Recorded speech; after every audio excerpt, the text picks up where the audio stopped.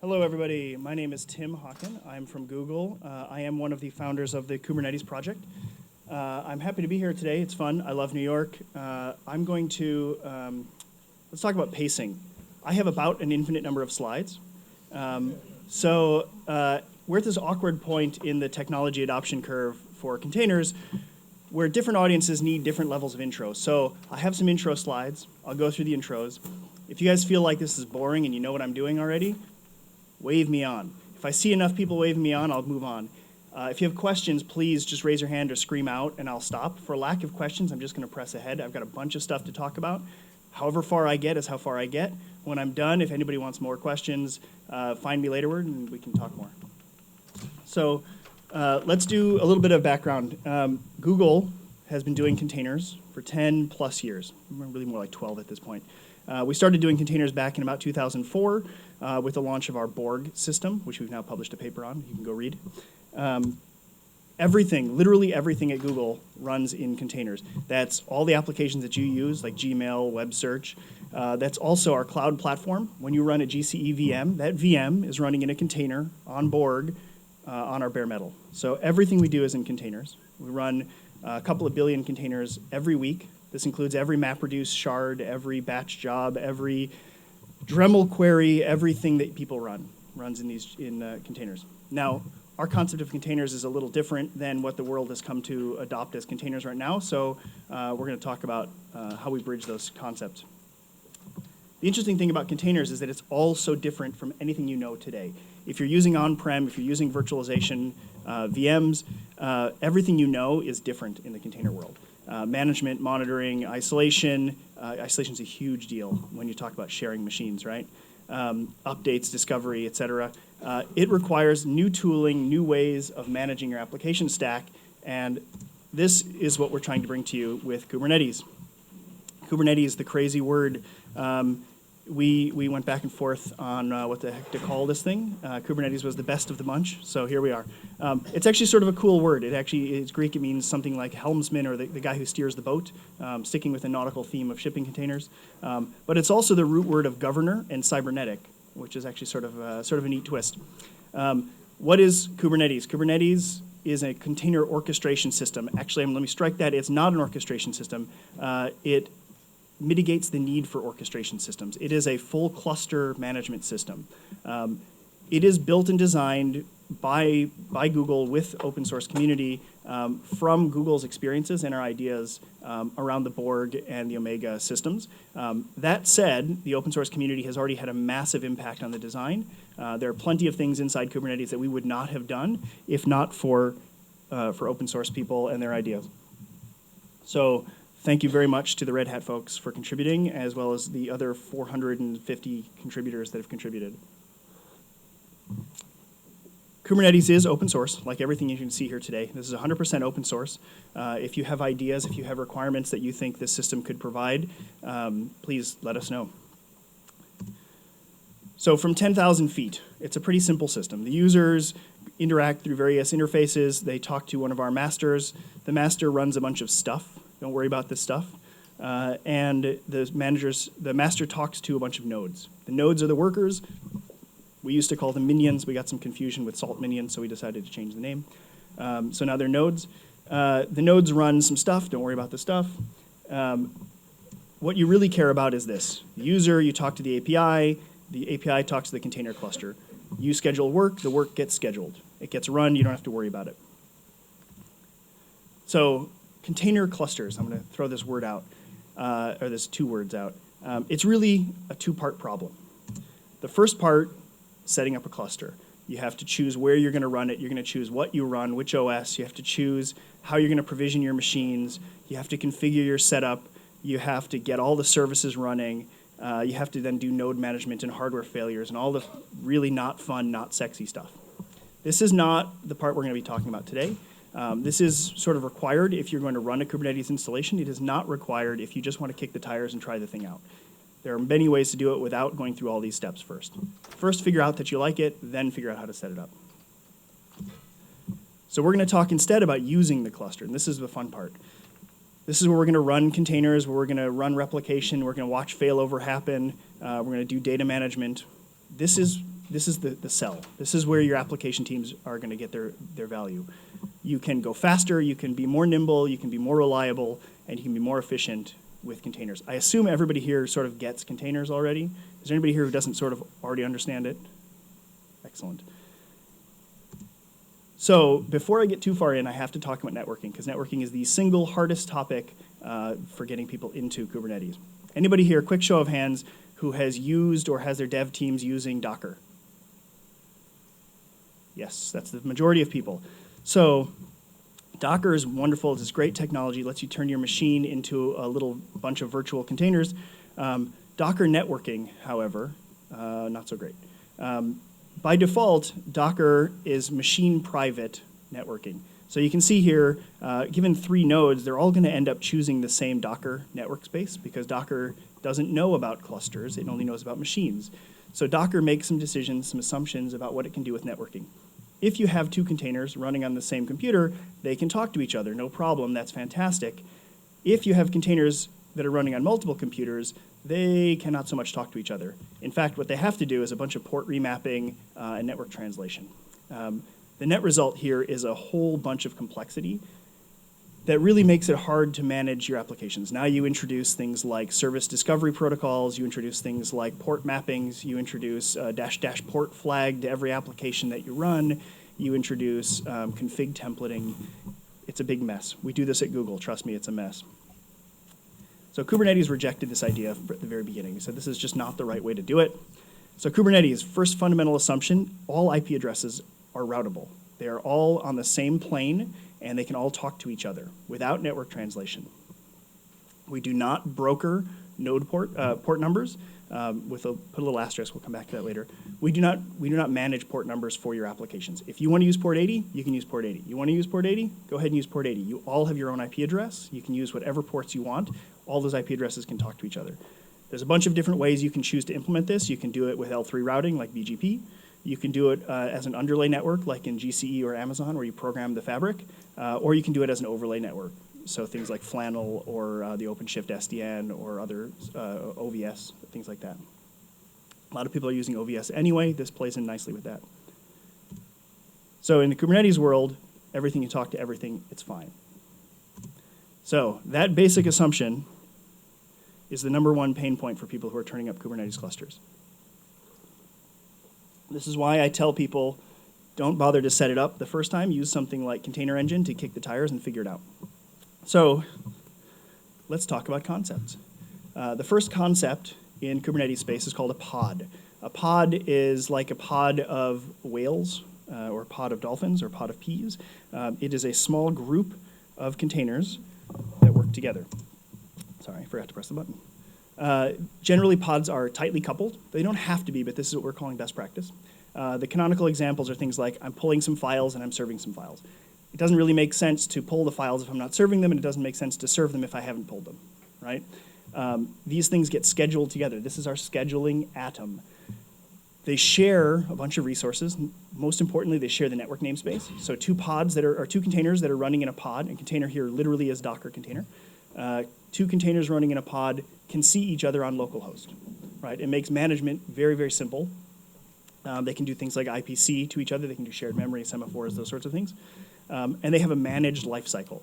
We also have volumes, which are data blocks or data directories that are attached to pods, and they share the pod's lifecycle. Important point here is lifecycle. So volumes, very similar in concept to Docker, except they have a managed lifetime. So when your pod is destroyed, the volume can go with it. We have a bunch of different volume plugins that we support, everything like an empty directory, all the way down to our API can populate secrets into a volume in your application. We also support things like persistent disks in GCE or EBS volumes in Amazon, NFS, Ceph, Gluster, thanks to the Red Hat guys. So we have a whole bunch of different volume plugins, and that's growing very quickly. So let's do our first demo of the day. All right, here we go. This is a live demo. I admit that I'm going to have it self-type because I cannot type in front of an audience. But it is live. It is running against my Kubernetes cluster. So let me show you. So this is my Kubernetes cluster right now. It is running in GCE. Can you guys see that all right? So I'm going to, here's all my demos. So it is a script, but it is live running. Here we go. So the first thing oops, shoot, forgot already. I have to set it up. So the first thing I'm going to do is create a Kubernetes namespace. A namespace is a way for me to segment my cluster in a way that I can create names that don't conflict with anybody else. So first of all, you can see there's only two namespaces right now. There's the default namespace and there's the kube system namespace. So I'm going to go ahead and create a demo namespace. Here's the YAML file that defines that demo namespace. Pretty straightforward. It just says we're using Kubernetes API version 1. We're creating a namespace object, and the name is demos. kubectl is our Swiss Army knife command line tool. So now I've created the namespace demos. Now you can see that it exists, and it's about 5 seconds old. All right. Now let's run the pods demo. So you can see, first of all, that I'm going to get the list of pods. There's nothing there. Now let's create our first pod. So here's the YAML. It's a little big for the screen. You can see again that it's API version 1, kind is pod. Demos is the namespace that we're putting it into. The name here is pods demo pod. I'm putting a label. I'll talk about labels in a little bit, but you can see it here. The label is demo equals pods. The specification for my pod, notice here, has 2 containers. The first container is a BusyBox container. All I'm going to do is run in a loop that echoes the host name and the current date and time into a file and go to sleep, and it'll just do this in a 1-second loop. Okay? And I'm going to mount a volume on /data. Note that /data is the same place where I'm writing my output. The second container is an Nginx container. Nginx is a web server. All Nginx is going to do is take this file, user share Nginx HTML, this directory, and serve it. Okay? And it's serving it read-only. So then the last line here is I have a volume called content, and I've omitted all the unnecessary parts, but it's an empty directory by default. So what happened here is I'm mounting content onto /data in the BusyBox container, and so I'm going to write it into this file. And then I've mounted content onto user share Nginx, and it's going to serve that. So what happens now is, we'll go create our pod.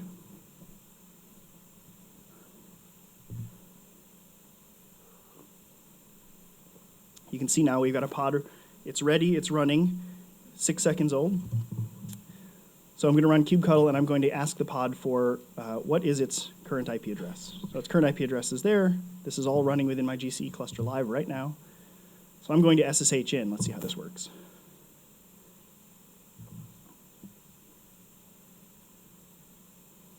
And I'm going to hit that URL from that Nginx server.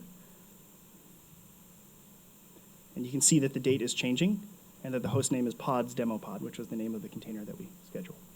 So right there, proof positive that pods work. Kubernetes has at least one feature.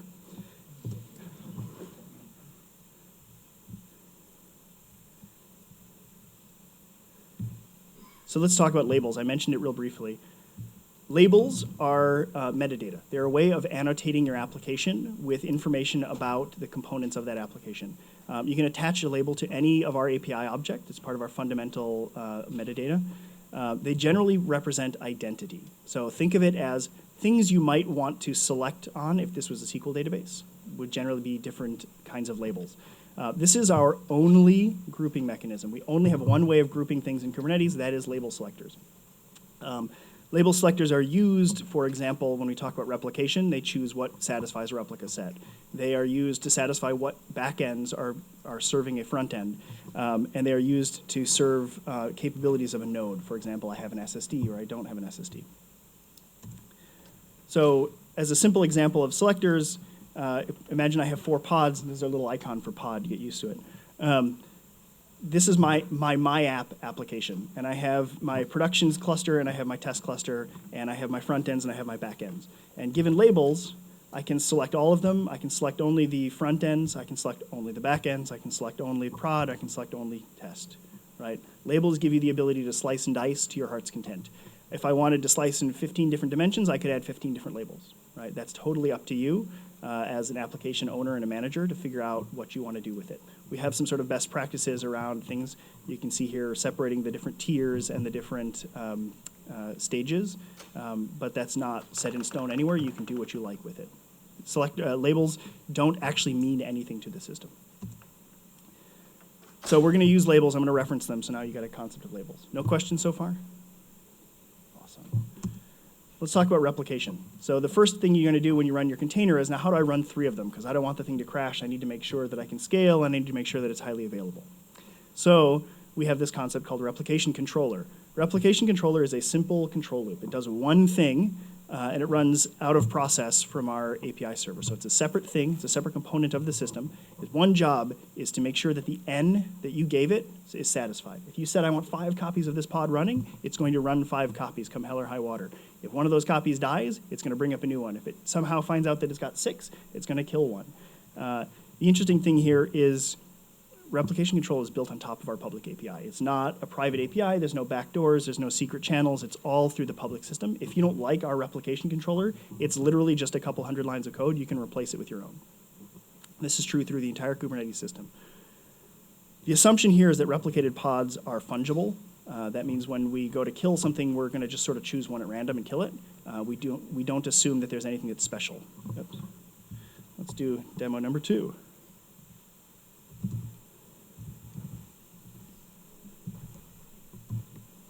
All right.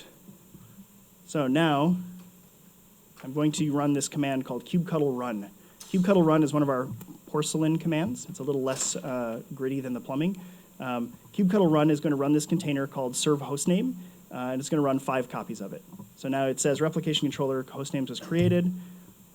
So now if we look at the pods, you can see, oh boy. So here is the kubectl describe command. Kubectl shows me that I've got a replication controller called hostnames. The selector for it is called run equals hostnames. The pods, it's got 5 running, and you can see the events that the cluster has 16 seconds ago where it created these pods. The pods have a random suffix to indicate that you should not be getting attached to those names. Anybody familiar with the cattle versus pets philosophy? Well, these are your cattle.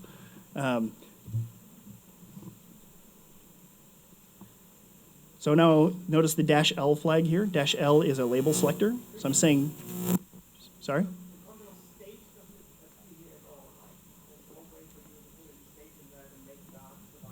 The question is, there's no state that is survivable here. That is correct. Right now we are talking about mostly stateless applications. I'll talk about data state maybe later or maybe afterwards. If you have more questions, I can talk about it. I think we'll probably run out of my time slot before I can get there, but I'm happy to talk more about data persistence later. Transactions, in what sense?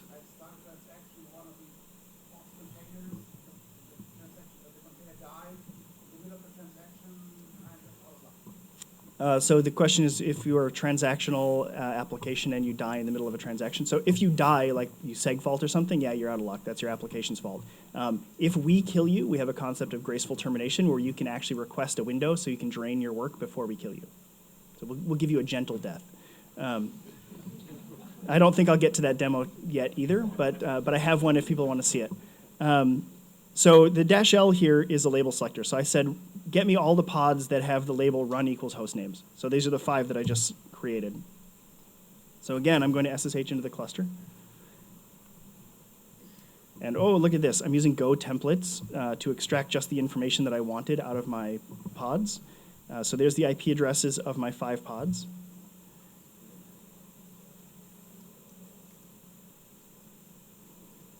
We're going to SSH in. For each IP in that pod set, I'm going to curl connect to those on the port that it's serving just once, just to show you that the 5 host names are actually there. There's my 5 host names. Now, here's the fun part. Let's kill one. So I just picked one at random and I killed it.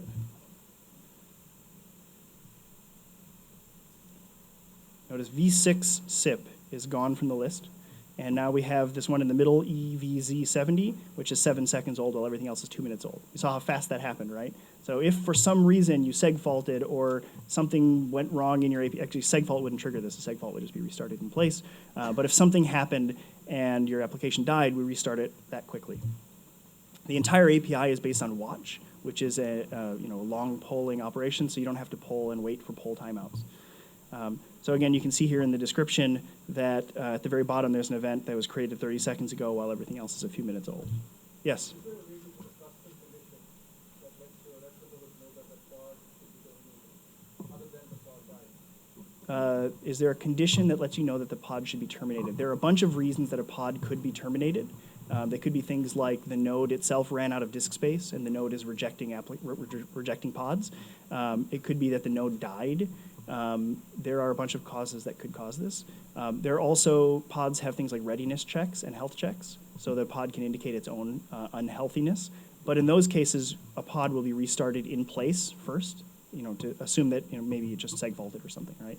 There's no point in going through a reschedule cycle, which is sort of the long pole of the operations, when we might just be able to restart in place. So you can see here again, I ran the label selector run equals host names. I got O wide this time, so you can see the nodes that they were assigned to. And I'm going to pick one of those nodes at random.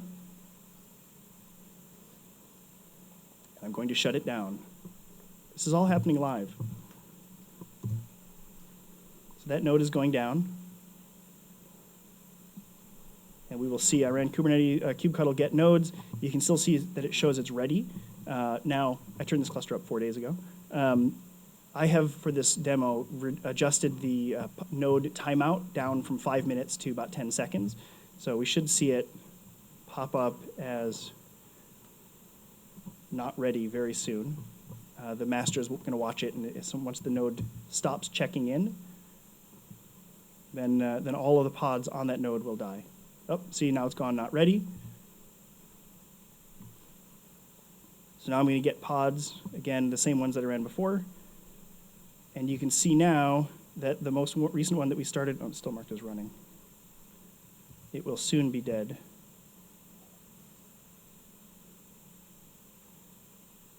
There you go. 10 seconds ago, it created a new one. So it noticed that the node has died. Something catastrophic has happened. Lightning has struck. And I'm going to remove those applications and put them somewhere else. So this is for you when your application, so we don't need to page you at 2 in the morning to come and kick your application, right? Nobody likes being woken up at 2 in the morning, and they always go out at 2. Always, sometime between 2 and 4 in my experience. So that's the replication control demo. In the meantime, that node that I rebooted is actually going to come back, and we will start scheduling to it again. Question? Yes? Can you auto-scale pods? Can you auto-scale pods? I have a slide for that. Sorry. Yes, I do have a slide for that.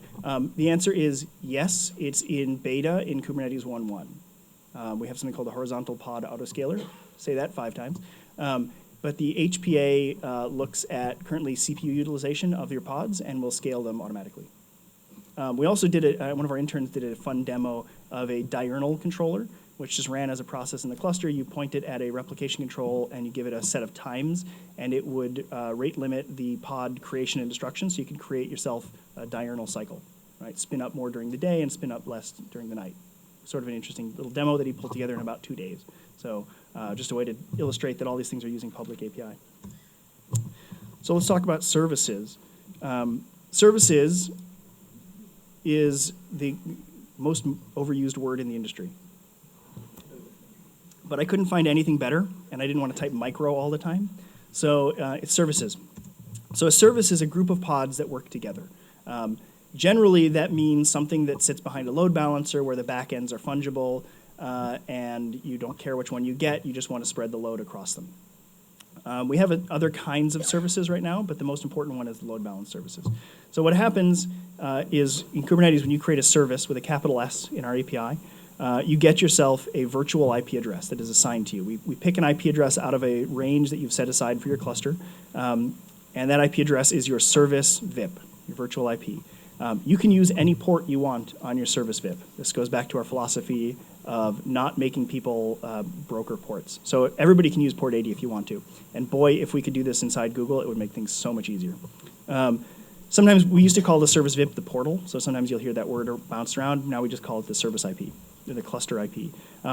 You also get a DNS name. This is the fun part. Now you can talk to services by their name in DNS, which gives you, when you combine namespaces and services, it gives you this concept of local binding. So you can create a MySQL service, and you can create a MySQL service, and you can create a MySQL service, and you can run your prod MySQL service, and you can run your dev MySQL service, and your application just says, talk to MySQL. MySQL is a name that gets bound to an IP address, which gets satisfied by a service at cluster runtime, not at application time. Sort of a neat trick. Virtual IPs are managed by a process called kubeproxy, which runs on each node in the cluster. kubeproxy basically puts a watch on all the services, and it uses IP tables to capture virtual IPs and do load balancing, load spraying, really. It hides a lot of complexity. It's perfect for non-native applications, non-Kubernetes aware applications. As things become more and more cloud native, I expect that people will need this less, and they'll be able to handle constituency themselves more. So let's do demo number 3.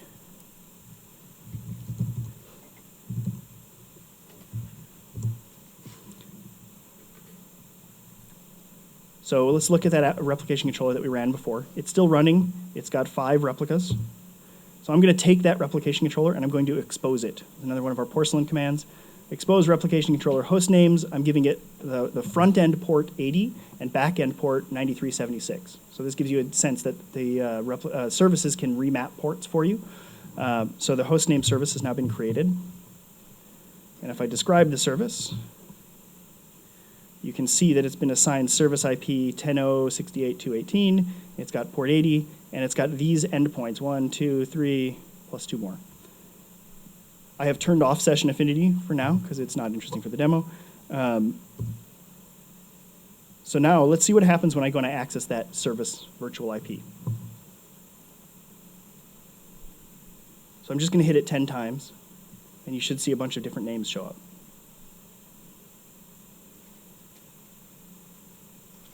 There you go. So you can see that it's sort of balancing across all of those backend pods. And just to prove it, we're going to actually run it a bunch of times and see what the distribution of its access pattern is. So we're going to hit it 500 times, and we're going to sort it and run it through unique. And in this case, it got perfectly balanced. It's not always perfect, but in this case, we got a good demo.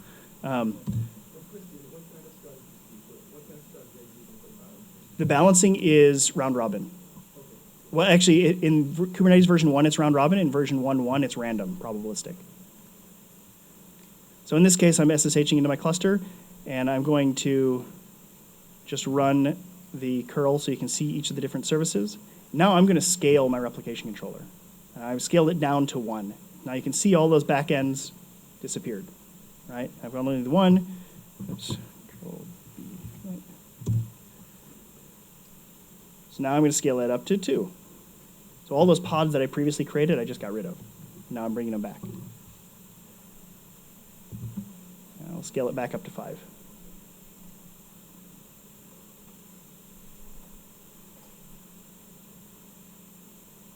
As they all come online, they start to participate. So everything happens that quickly. Oh, I shouldn't have done this. Now we're going to fire up a cloud load balancer. So I'm actually going out to GC right now. I'm provisioning a layer 3 load balancer against this. And it's going to take a minute or so while it goes off and does its GCE thing.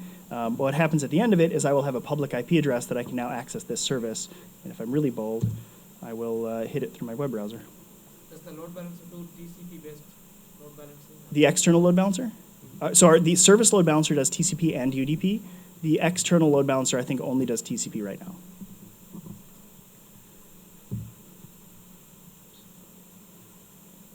So it's just going to run in a loop waiting for the load balancer to acknowledge its own existence. This is not really the interesting part, so maybe I'll just skip this for time. Yeah, we'll go ahead and skip that. So we can fit more in. Questions? Awesome. These are the 3 so pods, replication controller services are the primary abstractions. Once you have these 3, you can build forward. Yeah, there was a question? Yeah. We're talking about containers, but in reality, we're just talking about Docker, right? So the question is, sorry, was there more to it? Yes. Okay. So is there, some plans to support something better designed like Rocket? So the question was, when we say containers, we really mean Docker, and is there a plan to support something better like Rocket? Truth is, Kubernetes already supports Rocket. We are runtime agnostic, at least in theory. The truth is, you build a piece of software, and you can't really build an abstraction until you've got 3 implementations of that abstraction. So Rocket was our second implementation. The abstraction got a little bit better. We were working on abstracting it out further for our third one, which is Hyper. So we are building a more neutral space to run this. We are not coupled to Docker. That said, mostly when you talk about containers in the industry today, you mean Docker, right? As that evolves, we intend to be Switzerland, right? We're neutral territory with respect to what container runtime you want to run. In fact, I want to run our Google backends with our own product called Let Me Contain That For You. I want to run that as a backend. It's just a matter of engineering time, right?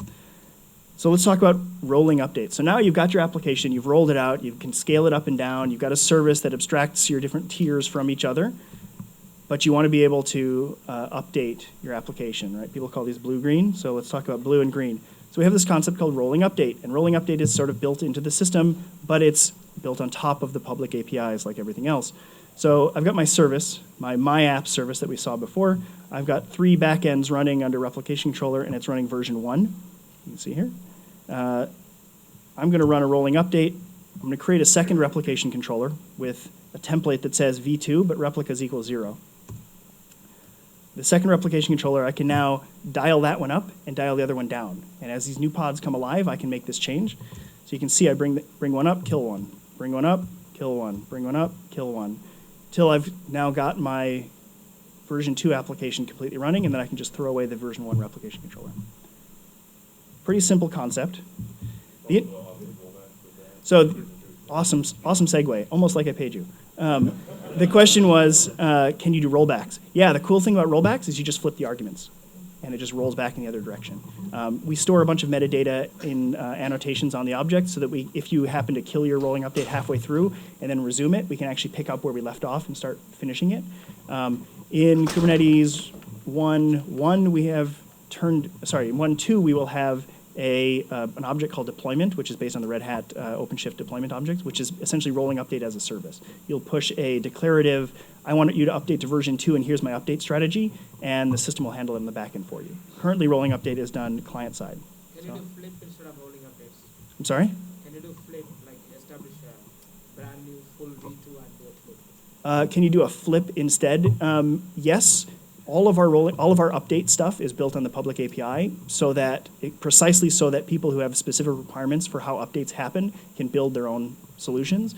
Inside Google, update is built so deeply into the system that you have to use our internal update semantics, and that's it. You don't have a choice because it's just too complicated. So we decided with Kubernetes that we were not going to make that mistake, and it was built entirely on the public API. So, sorry, not replication control. Let's do a quick rolling update. So here's my service YAML. I'm going to select the update, pods with the update. So first I'll create my service. And now there's no application running. So I'm going to run version 1 of my app. It's very similar to the one we ran before. In fact, it's the same, except you can see that the labels here say demo. Update, demo version 1.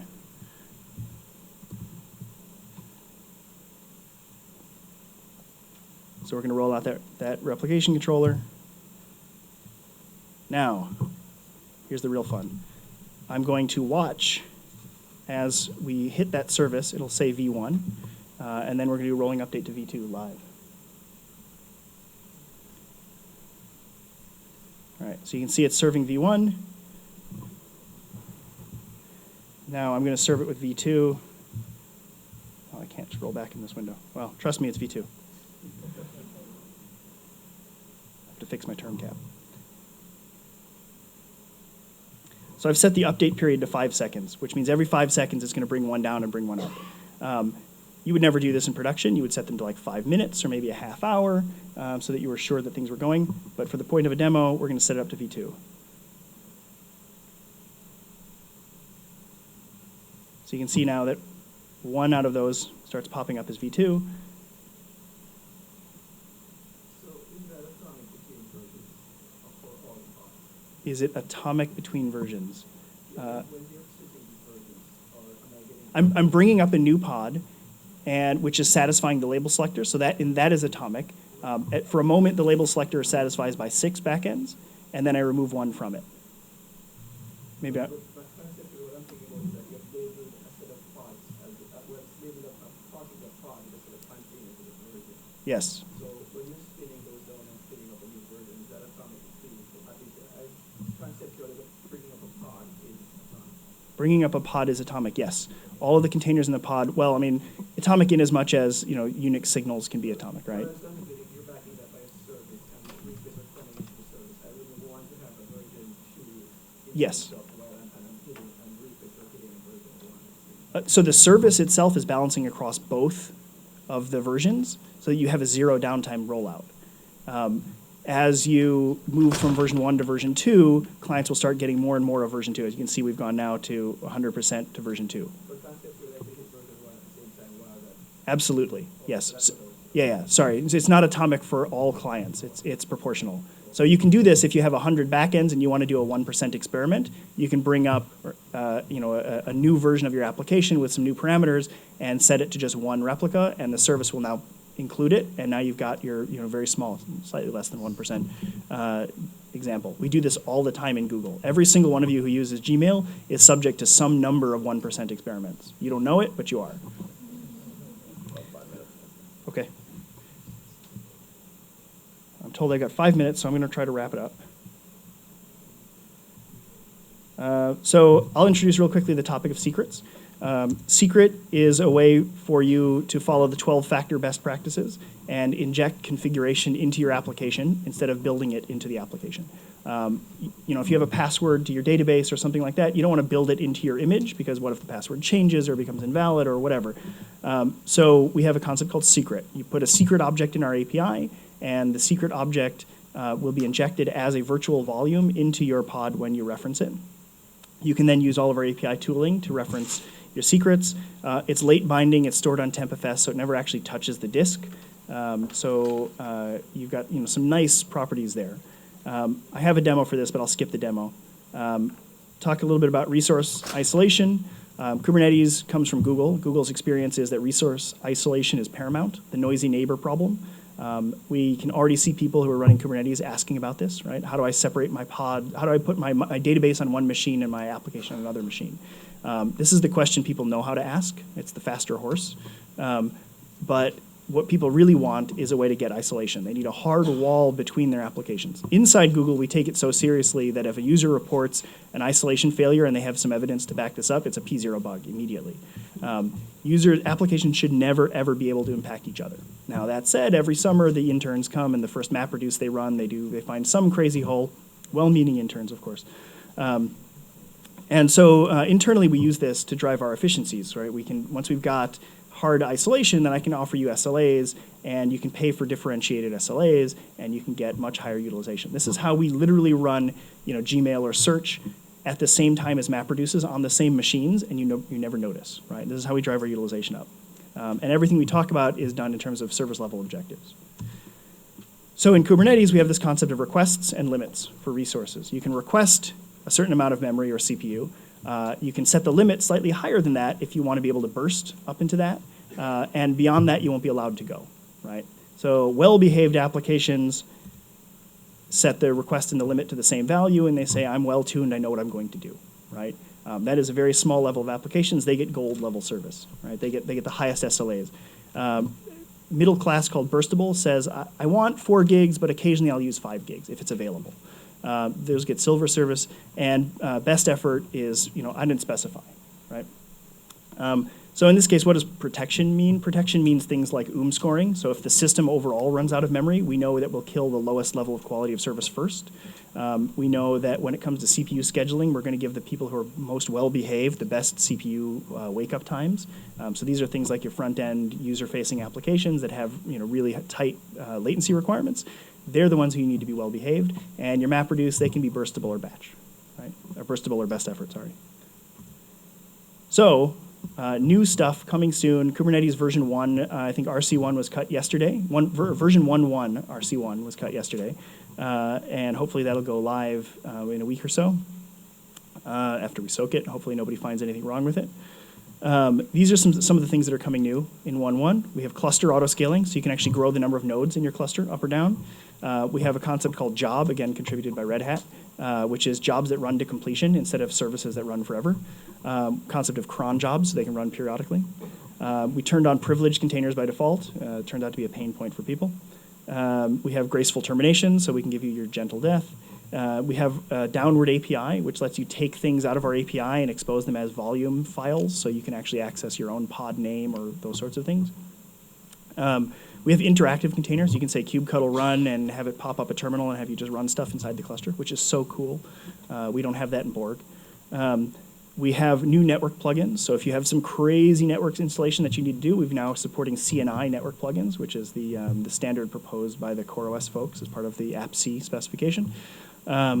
We have some primitive forms of bandwidth shaping. So if you want to limit the output of a particular pod to 100 megabits, you can do that.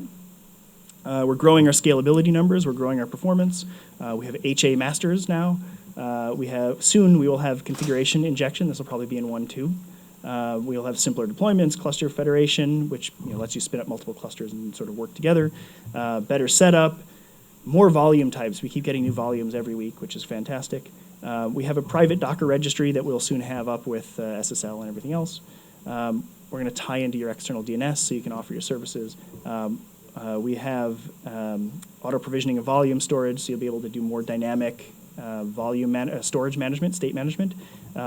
And pod auto scaling is new. It did make the cut for 1.1. Yes, 1.1. So here we are. These are just some of the people that we're working with. There's a bunch of distributions of Kubernetes based on which platform you're running on. I have to update the slide. Order hours. So the big goal of Kubernetes, a lot of people ask us, why the heck are we doing this? Containers, they're a new way of doing things, a new way of thinking about things that we happen to have some experience with. We want to help the world do the right thing. We want people to realize that Google Cloud is also a competitor and that it's a great place to run your containers. So hopefully when you think about, I've got my on-prem system and I need to burst into the cloud, or I'm going to go into this hybrid space, because hybrid is all the hot topic right now. When you go hybrid, hopefully you'll think about containers and you'll think about Google. But mostly we just wanted to change the world. So just a reminder, Kubernetes is open, 100% open. That's a community. We have our open community meetings every week on Hangouts or Zoom. I forget which one we're on this week. We have open design. If you have an idea, bring it to us. We'll talk about it. If you have code, bugs, things you want to fix, you can fix it yourself. You can ask us to fix it. You can pay someone to fix it. It's Apache license, so you can do what you like with it. And we're open to new ideas. So, like I said, a ton of stuff in here is things that we never would have done if not for folks like Red Hat coming in with ideas that we didn't have and experiences that we didn't have. I'm going to say this, and I mean it in the very best possible way. OpenShift is our breeding ground for new ideas. Like, the OpenShift guys have a ton of ideas and experiences that really relate to enterprise and on-prem that don't apply to us, because Google, we don't have LDAP in the same way that enterprises do. So they prototype a bunch of stuff in OpenShift, they make it work, they prove that in fact it is a good idea, and then we upstream it. So every release we have, which things are we stealing from OpenShift this cycle? It's good for OpenShift because they don't have to maintain it, and it's good for us because we didn't have to write it, right? So it's open source at its very best. I have more slides. I have more demos. If anybody wants to see more, find me later. Come talk to me, or hit me up on Slack, IRC, Twitter, whatever. I have the same name everywhere, and I'm happy to answer questions. Thank you.